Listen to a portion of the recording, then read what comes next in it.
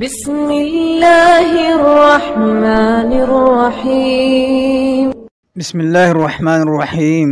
گھٹائے یا بادل دیکھ کر نبی کریم صلی اللہ علیہ وسلم جب آسمان کے افق پر کچھ آثار دیکھتے تو کام کرنا ترک کر دیتے، اگرچہ نماز ہی کیوں نہ پڑھ رہے ہوتے، اور یہ دعا فرمایا کرتے تھے، اللہم انی اعوذ بک من شرھا، اے اللہ میں اس کے شر سے تیری پناہ چاہتا ہوں۔ اور اگر بارش ہونے لگتی تو یہ فرمایا کرتے تھے، اللہم صیبا ہنیئا، اے اللہ حسب ضرورت اور رچتی پچتی ہو۔